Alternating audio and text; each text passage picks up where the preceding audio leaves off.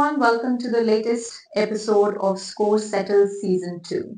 So we are back with another set of questions which are very informative, very important, and I hope you'll keep your pens ready to just note down the important information that is shared in this video. So let's start. In the product cycle model of international trade, in which stage the imitating country starts underselling the innovating country in third markets. Underselling implies selling at a lower price, okay, than the product which was actually innovated in the first case, right? Now, the answer to this is stage 4, but it is very important that we understand the stages of this model basically. Let's write it down that the stage 1 is basically your introduction stage, right? Here, with the help of R&D, the material is designed, it is innovated, there is high level of investment that is there, right, in terms of advertisement as well, not just R&D but advertisement. Also, there are low sales because the product is very new to the market, right? It's a brand new product and it is very new to the market, so it will take time for the consumer market to adjust to this, right? And also because of this low sales and people are not yet accustomed to it, profits are either low or they are zero or negative, right? So the firm can also experience loss in this stage, right? Because it is the initial stage. Then comes stage 2, right? Now this is the growth stage basically.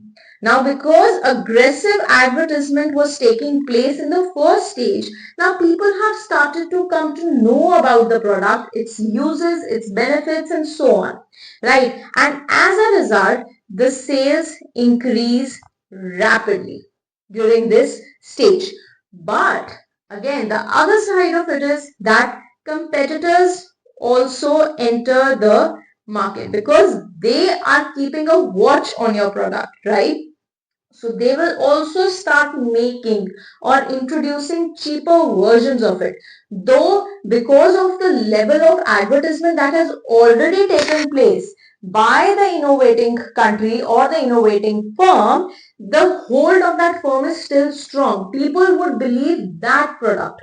Okay, so sales for the innovating firm increases in this stage. Okay, and also due to R&D, due to continuous research that is happening, there are improvements happening in this stage. Okay, so these are the features of stage 2. Now what happens is that in your stage 3, right, this is the maturity stage. This is the maturity stage. You've already reached a high level of sales period, high level of profit period, and as a result, in this stage, you are at your topmost point, at the peak of the mountain, right? So there are peak sales here, right? But competition becomes really fierce in this case. There are too many competitors cluster entering into the market, right? Other alternatives of the product because your product's price is high, right? As compared to other versions of it, right? So competition becomes really fierce and there is some level of product differentiation that starts happening, okay, in this stage. And last stage that is there, it is the decline stage, right? This is the decline stage where competitors are actually selling the similar kind of a product at a lower price than what you're offering and more advantages to the consumer, right? So as a result, the sales of the innovating firm decreases due to changing consumer taste. Now consumer is giving more value to the money or he is giving more value to the kind of different services that are being offered by the competitor. Okay, so these are the 4 stages of your product life cycle model. Now, one example that I can actually think of is the example of digicams. most of you must be knowing that there were digicams, right? Before camera phones were there, we had small digital cameras, owned by almost everyone, right? At one stage or the other.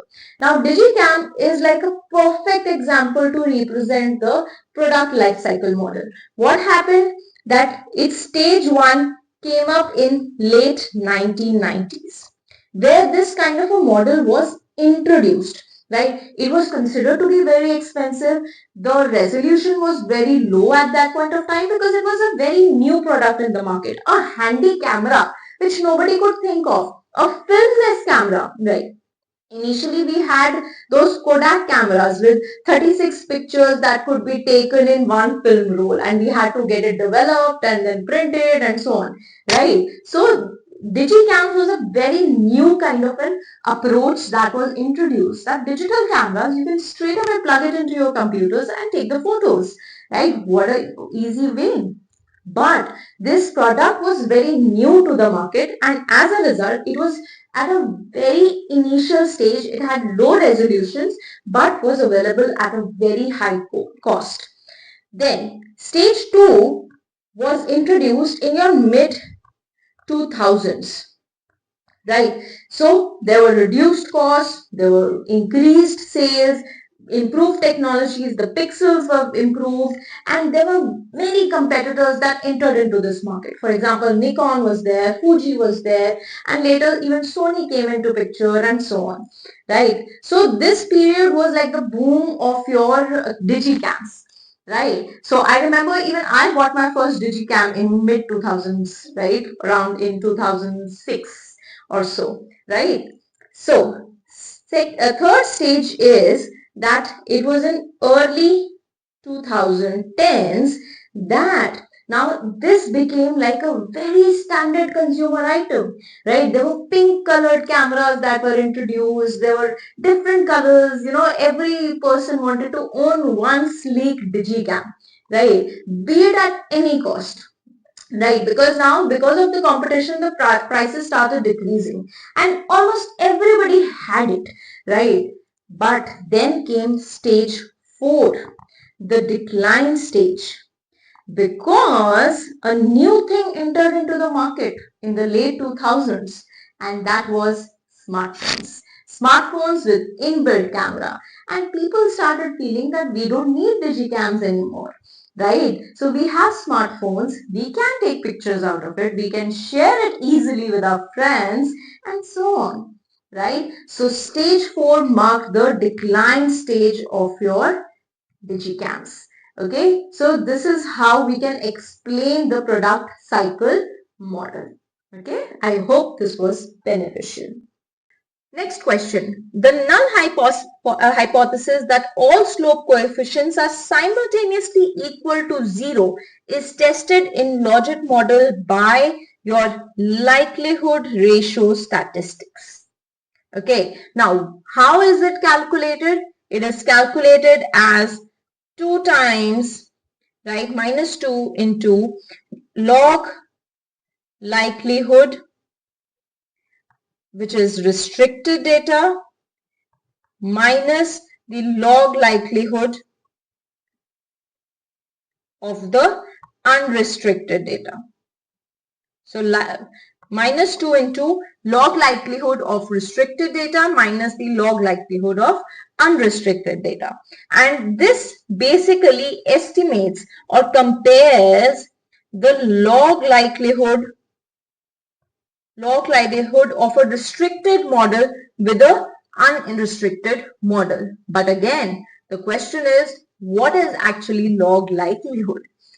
So, log likelihood basically means that how well your statistical model is fitting into the observed data. That is the log likelihood, that how well your model explains or your data is adjusting to your model, right? So, the answer to this is likelihood ratio statistics. Now, which of the following is not true according to Classical's views on public debt? Now, basic view of Classical's with respect to public debt was that any sort of government borrowing will create a burden on the future generation. And as a result, we should avoid that. Right? Any kind of a burden on the future generations will only harm the growth, overall growth of the economy. So this public debt or government borrowing should be avoided at any cost. Okay, so that was the general opinion of the classical school of thought here. Okay, so let's go through the question. Which of the following is not true? Firstly, public debt financing requires funds for interest payments and amortization, hence a double burden on taxpayers. This is true because public debt is considered as a burden according to the classical school of thought. Then is that public debt financing supports compensatory budget tool as a tool for stimulating aggregate demand. They are so against the public debt that they will never state this statement, supporting. No. Classicals were very rigid about the fact that your public debt should be avoided. Okay. Let's read. So correct answer is 2 basically. Let's go through the other statements. Public debt creates barren production and consumption and burden is transferred to the future generation. This is true. Public debt destroys capital which otherwise could be used productively. This is also true. The statement is true. So the correct answer is 2. The statement is incorrect. Next question. Which of the following is not true? Now, the effect of any tax can be decomposed into an income effect and a substitution effect. This statement is true because a tax, as far as we talk about income effect, the tax basically reduces your real income, right? And hence reduces your relative purchasing power. Okay, so reducing your real income means it has an income effect.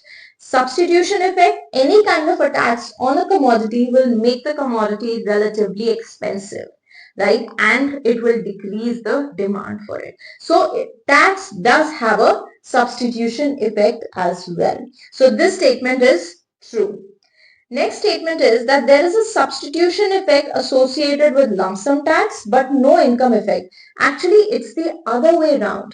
There is income effect associated with a lump sum tax and not substitution effect because a lump sum tax is actually reducing your income, the real income, right? It is not making the product cheaper. It is not making the product expensive. Rather, it is just impacting your income. So the correct statement should have been that there is an income effect associated with your lump sum tax and not the substitution effect.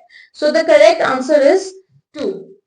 Now, the greater the substitution effect, the greater is the deadweight loss. Yes, if the substitution effect, if the tax on a commodity is high, then in that case, the consumers and the producers will shift away towards the cheaper product, right? So it will create a deadweight loss. Okay. Then also, there is also a deadweight loss associated with reduction in prices received by producers as a result of imposition of tax. Yes, tax is increasing the price for the consumer, right? But that tax is not being transferred to the producer. So the consumer is paying a higher price and that price is going, or that change in price is going to the government. It is not going to the producer. Rather, when tax is also imposed on the producer, he is also paying a price for it and he is receiving lower price. So consumer is paying a higher price, right? And the producer is getting a lower price. So there is a deadweight loss there. Okay. Next question. Which of the following is true in the case of a good, that is your crowded city sidewalk? Now this is non-excludable but rivalrous. How? Because the usage by one is reducing the space available for the other, right? So if you're walking on a crowded side path, then you will get that disutility from consuming it, right? So the consumption by one is reducing the space available for others. Okay, so hence, even though the crowded city sidewalk is a public good, but when it comes to its use case, it is non-excludable that you cannot stop someone from consuming it, or you cannot stop someone from walking on that path. But it is rivalrous because one space occupied reduces the space available for others. Because in any case, in a crowded city sidewalk, there is a limited number of people it can accommodate, even when it is a public good. So it is non-excludable but rivalrous in nature, right? So these were today's questions. I hope you found something useful from it, right? So you've made the notes. There were several new, like for example, the product cycle model and the kind of public good that we have talked about in case of crowded city sidewalk. So these were informational, right? So I hope you've made a note of it, and we'll see you in the next video with some more interesting information. Till then, take care. Bye-bye. Thank you.